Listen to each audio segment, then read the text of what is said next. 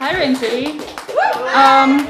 We are Old Growth Poetry Collective. I am Rebecca Shea, and I live here in Seattle, so many of you have seen me before. But these other folks live in Olympia, which is where Old Growth Poetry Collective is based, and run an open mic and just getting started with a slam that happens once a month, and do weekly play shops, which are like workshops but more fun, and do organizing, and we write together and we perform together, and that's us. Am I missing anything? We are on Facebook. We're on Facebook. And the interwebs. Mostly just Facebook and the interwebs. I don't think we have a Twitter or anything yet, but stay tuned. And we have a WordPress. Yeah, thank you, Eva. That Eva made. Eva's great.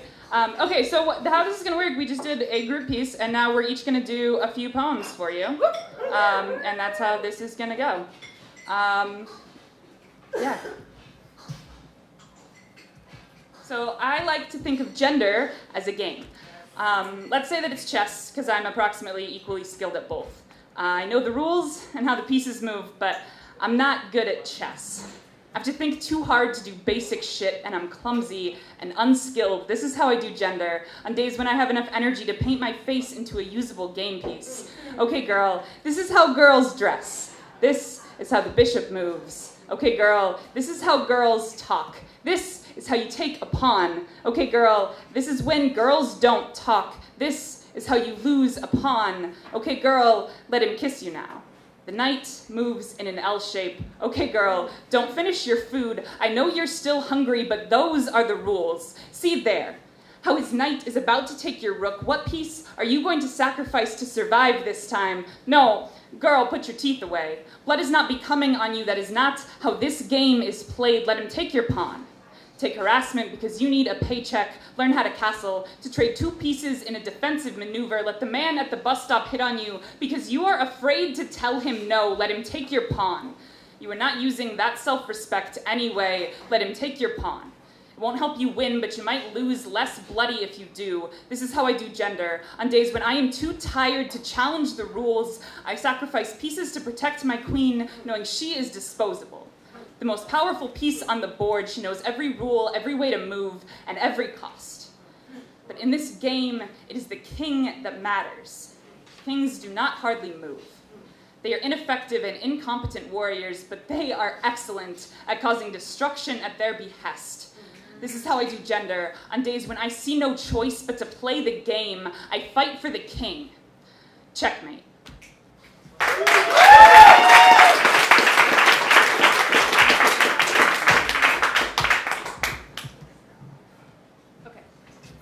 I'm going to do one more, and then Daniel's going to come up here. All right. Tell me something true. Today, someone somewhere died feeling scared and alone. Now they are no longer scared nor alone. This is true. It is not beautiful. Tell me something beautiful. Once, two people fell in love and lived happily ever after. This is beautiful. I don't believe it's true. Tell me something beautiful and true. Once, someone told me a story that broke my heart and made me fall in love at the same time. This is true. I'm not sure if hearts breaking or falling in love or their simultaneity are beautiful occurrences. Once, in a moment of despair, I found a snail shell in the grass and felt peace. This was beautiful. And the despair was true, and the snail shell was true, and the peace was real. I'm not sure if it was true or not. I was in Costa Rica on a Christian study abroad program. We studied Spanish, liberation theology, Latin American history, and American empire. That day at lunch, we watched a documentary on the military-industrial complex. I broke under the weight of birthright, of lies and war and the lost innocence of ignorance. I sobbed and yelled at my Latino professor in English. It was not his fault. We had come to his home from the land of bootstraps. We had asked for documentaries to fill our too-long lunch break. We were so hungry. We thought it was the foreign food that would make us sick. I went behind the school and sat on the stone bench beneath the banana trees. I sobbed and yelled at my Christian God in English until I looked down and saw a snail shell in the grass. small and solid and whole. When I went back inside, the other students looked at me, uncertain if I was the bull or the china shop, but fearful either way. I told them, I'm fine. I found a snail shell, as if that explained everything. Tell me a snail shell. Tell me something small and beautiful and real and true. I picked that snail shell up, I put it in my pocket, I carried it through 4 countries, and one day it broke. I'm not sure if the breaking is true or not, because I lost that snail shell. Lost and broken are not synonyms, but it feels true to call them the same thing. Tell me something invincible. Tell me something I cannot lose. Tell me a God. Tell me something to put faith in. Snail shells are small and fragile things to trust. I do not have a story of things that are invincible. Every story I know involves breaking or losing or falsehood. Every story I know of God is a story of trusting gravity, not to break you when you jump. Every story I know of falling is the same one. Every time I have fallen in love, it has been with someone or something true and broken. Every time I have prayed, something has broken or been lost. Everything I know how to love is breakable and whole. I cannot love a God that does not break like I do. Tell me something beautiful and broken. Tell me something lost and true. Tell me a God that is broken and whole at the same time. Tell me a snail shell. Tell me something true. I've already told you every true thing that I know. Thank you. All right, everybody, welcome to the stage, Dan Georgeson.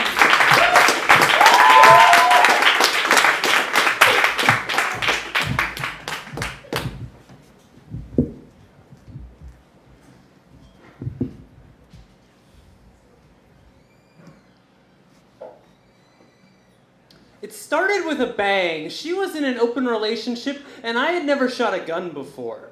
An all-wooden stock Maznagant World War I rifle, and love was in the air.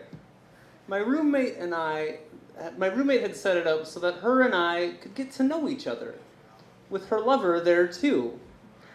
A first for first dates. Now I said to her, let's take it slow, I'm new to this, we'll see what happens. But they were broke, so 1 week later, my roommate and I let her and her lover crash on our couch. Taking it slow. A couple Miyazaki movies and cases of Rainier later. She told me she loved me. Taking it slow. I just thought, why? That's silly. You don't even know me. Several emotional manipulations, a couple guilt trips, and a whole lot of avoiding problems later, we went for a walk. I need to hear you say it, she said. We need to break up. This isn't good for me. I don't see myself ever loving you. A whole day of silence later, I heard her lover shouting, "Stop, stop, put down the razor blade, you're hurting yourself." She was screaming, "I don't care, I don't care, I don't care." I cracked a beer as big as my apartment and drank it for a month, drowning self-blame mantras. This is your fault, and there's nothing you can do to fix it. When asked how I was doing, all I could say was, I hope nobody falls in fucking love with me ever again. Caring about anyone else means not caring too close, because this shit is toxic. Sometimes when I hug someone, I think my chest becomes tasers, my hands batons, my lips pepper spray, handcuffing myself before the most minor infraction with one attempted suicide on my libido's criminal record. I can't afford another conviction. 1 month in a beer can prison cell. 1 month scraping resin from my pipe. 1 month shut in my room holding back tears because they crashed on our couch for 1 month after this. There was only one break from my apartment. A 5-hour-a-week shift at a childcare center where I spent most of my time with a 3-month-old boy. One day, I whispered this story to him because babies are the best confidants. He grasped my finger tightly before drifting off for a nap. I told him I envy you, not because you've been spared all this heartache and trauma for now, just because you still know how to cry. Thank you.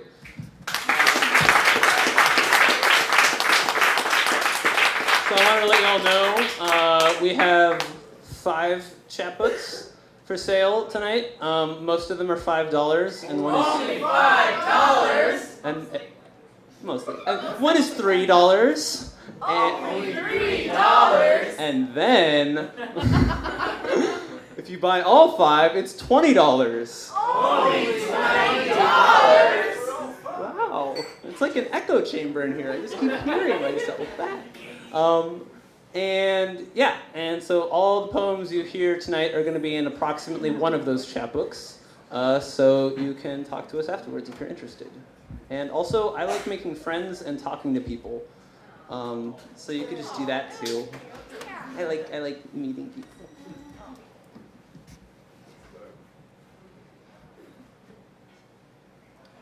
Be a man, Coach said. He wore a sleek athletic shirt, the color of diseased earwax, at the start of every practice, before ripping it off in a testosterone-injected frenzy. The rule in men's cross country was that we could take off our shirts if we had chest hair. Boys, like my brace-faced self, had to keep on our shirts to hide our smooth-skinned shame. Wearing thick red and white identical shirts, us boys just had to sweat until the perspiration soaked in pictures of how disgustingly masculine you're supposedly becoming. For a man kicks ass. He demolishes foes in a single punch, leaps over skyscrapers in a single bound, rips through shirts like tissue to display his superhero resume. Curly black hairs telling the glorious story of violent entitlement. Y-chromosome lordship over all he sees.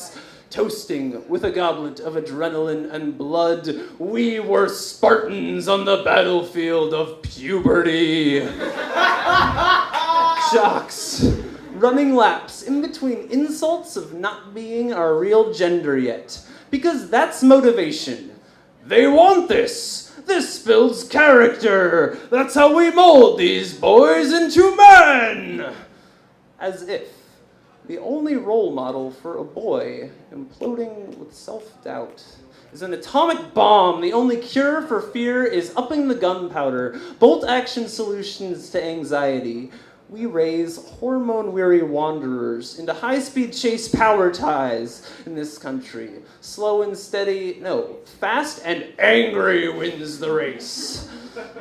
But I grew up to bend down, and if offering a hand makes you vulnerable, then call my belly punching bag. But remember that boxing gloves don't let your fists open, and love only comes to those who ask for it. Be a man, be a father, mentor, teacher, be a preschool teacher. My bench press is holding 20 tornado tantrum 3-year-olds in my arms and saying, keep laughing without noticing, and keep crying without apologizing. Someday too soon, you'll wake up and think that rolling out of bed only leads to broken noses, that expressing anything is just a bullseye for the firing squad. But no, I will always ask you to finger paint your own murals and your unique acrylics on every wall. I will never tell you to be a man. Thank you. Welcome Rachel Greene to the stage.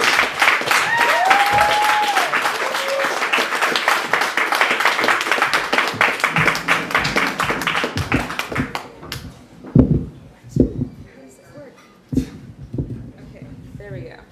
This mic is really loud. Hello. Okay, so Daniel just did a... No, it needs to be taller.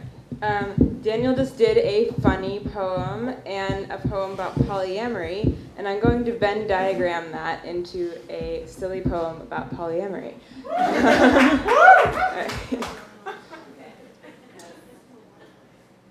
When I tell people I'm in a polyamorous relationship, a lot of times they think I'm talking about this other type of open relationship called fucked up.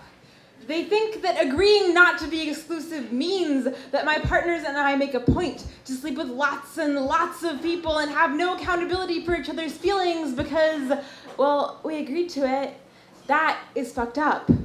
Choosing to open your relationship because that relationship isn't working, but you're too codependently tangled up in each other's shit to admit that, and then bringing a third or fourth or fifth, or by extension sixth person into your big sloppy Joe mess, which then turns into more of an all-you-can-eat buffet of weirdness and dysfunctionality, is fucked up. Coercing your partner into opening a relationship because you are incapable of fully appreciating what you have and only find satisfaction in seeking more because you would rather paint an imaginary sunrise than quietly watch as the sun rises is fucked up. Widening your web will pull on the threads of trust and understanding you have woven, so polyamory is opening your relationship because these threads between you are strong. Polyamory is being friends with your lover's lover, or not being friends with them, or being their lover too, but knowing that you cannot truly gain at their expense.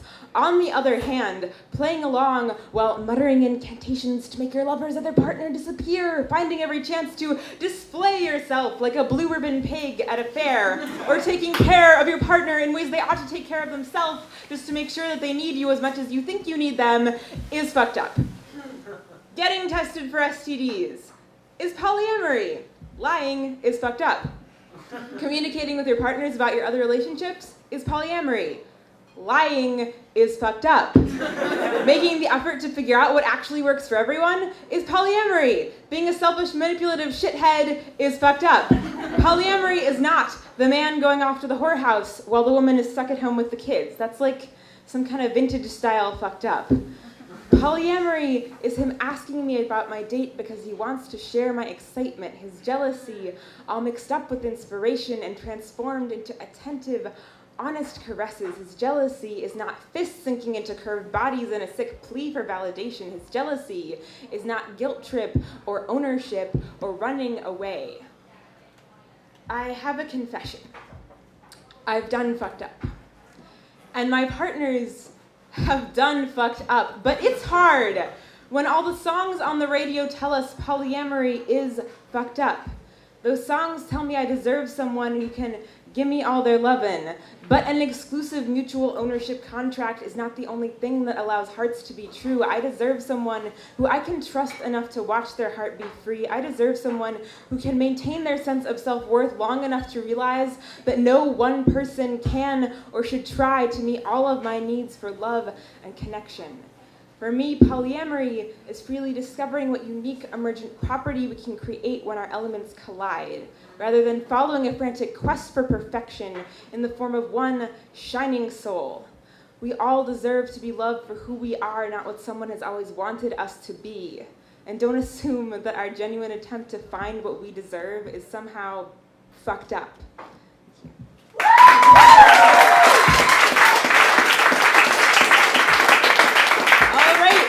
Wonderful to be here in City. I recognize lots of your faces, but I've never actually been here at all. I don't know if we actually said this is our cross-pollination tour, so that has brought us here. We've been going all over Cascadia, and yeah, it's great to be here.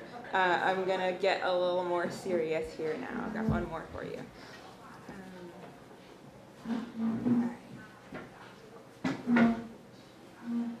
Good.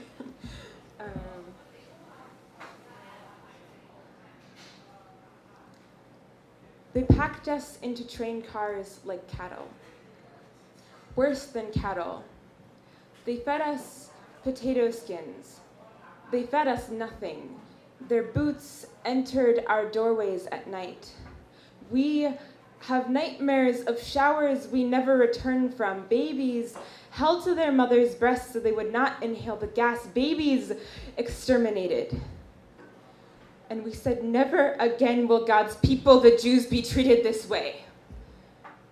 In Jerusalem, I saw boys and girls, children in uniform with rifles on their backs and slushies in their hands. I saw my grandma cling to the wailing wall like she might cling to a son just returned from war. In a museum, a timeline listed the points when blood had run in the streets of this city as it changed hands from one God's people to the next. The idea of this bloodshed in the place where I stood sickened me, and I thought, I do not love this land. This is a place of death without renewal, and God exists everywhere, so why would I choose to seek the sacred in this place of trauma? I'm sitting in a tiny apartment full of young Jews crammed around mismatched tables. We are here to celebrate the liberation from slavery in Egypt and so many other liberations. An orange on the Seder plate for queers in our community, and olive for Palestine. Vince invites us to interrupt with questions during the Haggadah reading. As a child, I memorized the 4 questions asked by the youngest person at the table. Until now, those were the only questions I was invited to ask during the Seder. When I told my grandma I was organizing with radical Jews in support of Palestinian rights, she said almost nothing. Zionists invaded Palestine. Palestine was invaded by Zionists. Palestine was invaded. Palestinians are refugees. Palestinians are terrorists. Palestinians are violent fanatics who thirst for the blood of Jewish babies, or was it Jews who thirst for the blood of Christian babies, or did anyone remember that neither Jews nor Muslims consume blood? When my grandma decided to talk to me about the differences in our views, I told her about the girl who grew up in my community, graduated from my school, stood in front of a Palestinian home to prevent its demolition, was crushed to death by an Israeli bulldozer. My grandma said, that girl should not have been standing there. My grandma said, she must have been stupid. And when my grandma decided to talk to me, she did not decide to listen. When the new Haggadah in the tiny apartment asks, in what ways have you personally been liberated this year? I imagine the binds of destructive stories being broken, stories based on fear whose morals are hatred and aggression.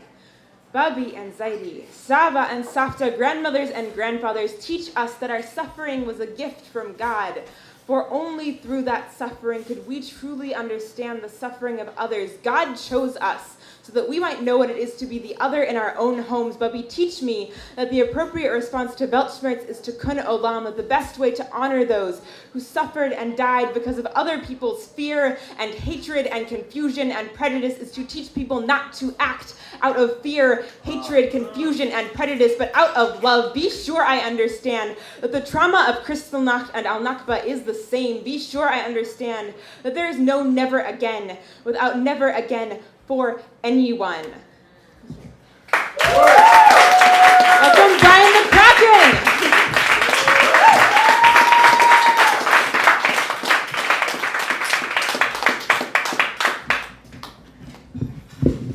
Hello again. So, in addition to our chapbooks that we have on sale, we also have these fancy schmancy patches with the Old Growth Poetry Collective logo, and those are also $5. Only $5! I know, right? We have time for 2 more? Yeah. Slamasters? Great. Cool.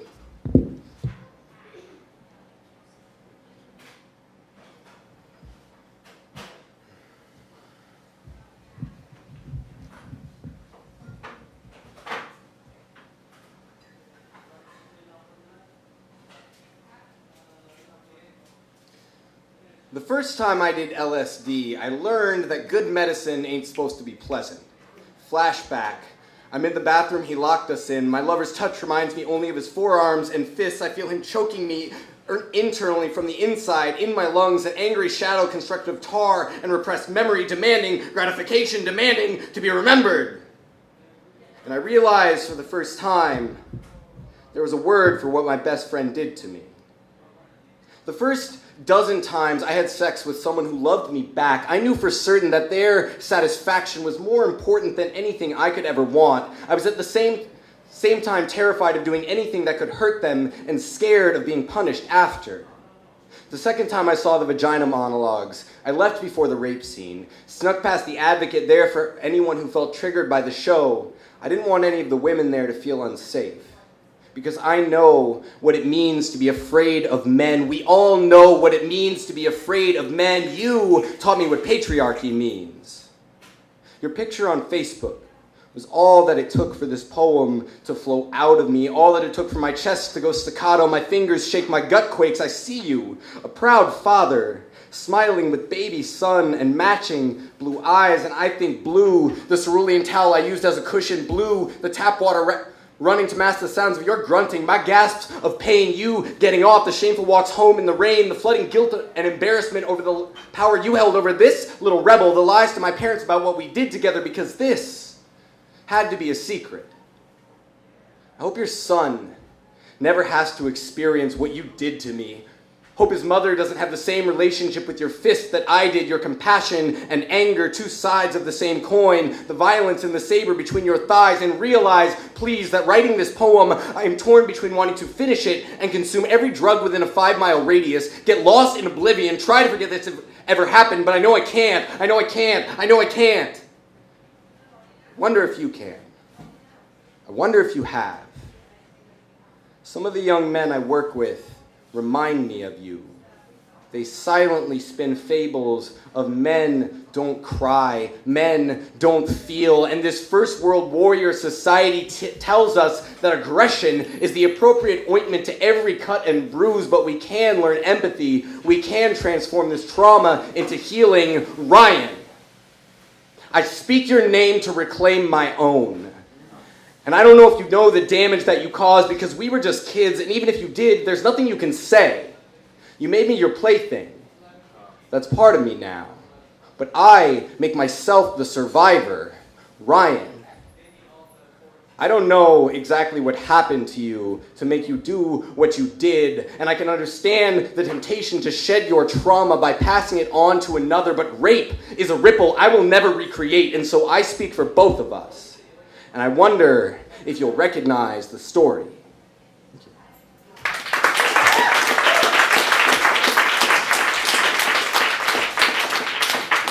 So thank you, Rain City Slam, for having us. This is going to be the last poem of the night.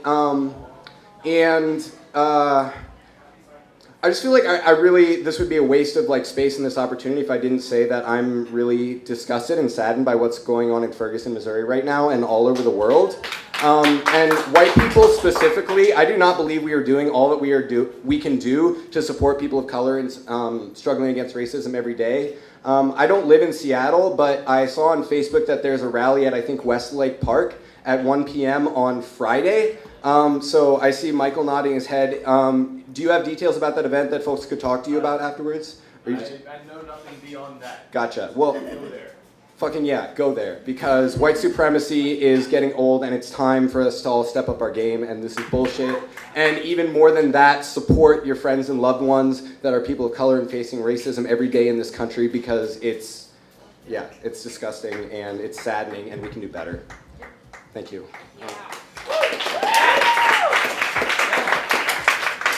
So this poem is a little bit about, this is the first poem that I ever wrote as a distraction from writing another poem. And so it's a little bit about my writing process, and I hope you like it. It's going to be fun. Thank you so much for having us again. When I'm at my best in my poetry writing process, it is a full body brain workout, and I look utterly insane. Watch me running laps from corner to corner in my living room in the woods like this. This is how this poem got written, sprinting between an empty campfire and a creek exactly 233 feet away, and I know this because I just paced it out in between writing exactly and 233 feet away. You see, in some circles, like the psychiatric ones, this behavior would get me labeled obsessive-compulsive or ADD, but in poetry, we like to call these things meticulous research and spontaneous creativity. And when I get sad, my word rivers reduce to trickles that drip, drip, drip, only occasionally. And it makes for slow writing. Until I get started, and then it picks up, and I'm awesome, and I'm the best poet in the history of ever, and I'm going to write 20 books, and I'm going to win awards from every president ever, and you will love me, and you will love me, and even you will love me, and you will give me all your money, and I will spend it immediately until I get sad again, and I get depressed, and I remember that I'm bipolar, though I'll insist that I'm fucking multipolar, because I'm into poles you've never even dreamed of. And in most places, this would make me pretty fucking nutty, but here, it makes me a performer. That's the secret to avoiding straitjackets. If you articulate your crazy well enough, they'll think you're an artist. Thank you very much. We are All Growth Poetry Collective. Come talk to us. We're friendly. Thanks for listening.